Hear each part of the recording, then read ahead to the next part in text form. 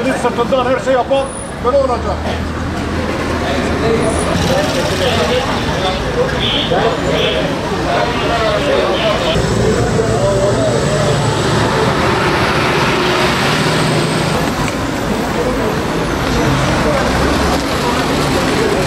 Sorun doğalgaz mağduruyum. Benim dün faturamı kesmişler. 2 milyar 600.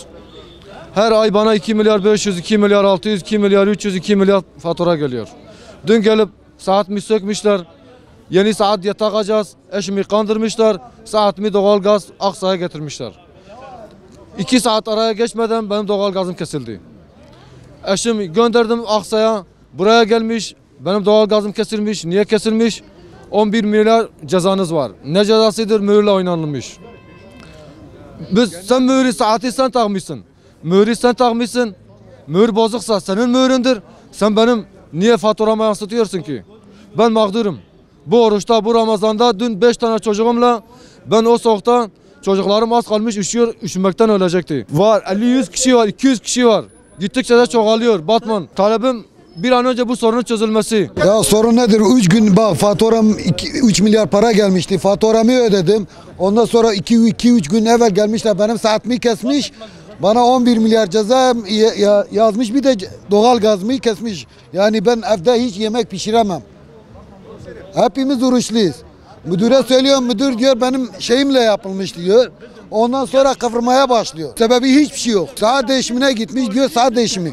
Yani ben dedim kaçak varsa ben razıyım. Cezam neyse ben cezama razıyım. Bana hiçbir şey demiyor. Bana hiçbir şey demiyor yani. Talebim ne? Yani ki doğal gazım kesiktir. Kimse yemek yapamaz, evde hepimiz oruçluyuz, öyle kalacağız yani. Mağduruz yani. Cumhurbaşkanına sesleniyorum. Bakanlara sesleniyorum. Bu işi yapanlara sesleniyorum. Hocam biz evde değildik. Komşu bizim kiracı telefon açtı biz köyde. Dediler ki sizin sayacı sökmüş. Biz geldik buraya, dedik bizim sayacımızı kim sökmüşler? Dediler valla bilmiyoruz, bir şüphe üzerinde gelmişler sökmüşler. Biz geldik, bugün gelmişiz, mühür takmışlar, gitmişler. Hayırdır, buraya geldim, 10 tane ceza kesmişler. 250 TL, 100 TL, o 20 TL, 5 TL öyle yazmışlar artık. Hiçbir şey adın altında. Ne demişler? Burada sordum şimdi bana diyorlar ki sizin mührü çekmişler, böyle çekmişler. Ya sen çekmişsin, sen gelirken sayacı sökerken sökmüşsün. Yani budur biz burada mağdur. Bak bu insanlar hepsi gelmişler.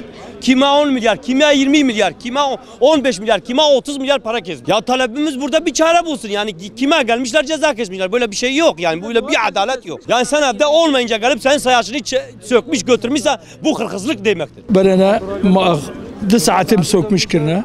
Yekce sağla girtiye. Kes mal detine. 22 milyar ceza gelmiş.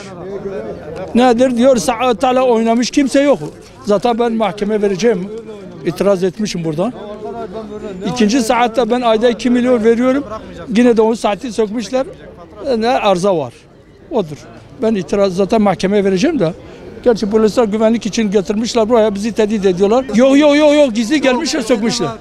Şimdi gizliden gelmiş, Gazi de kapatmışlar. Yeni saatler gelecek diye bir araba gelmiş, bütün milleti öyle kandırdılar. Gizli de gelmiş, hemen bir çıta koymuşlar. Gazi de kapatmışlar, çekmiş gitmiş.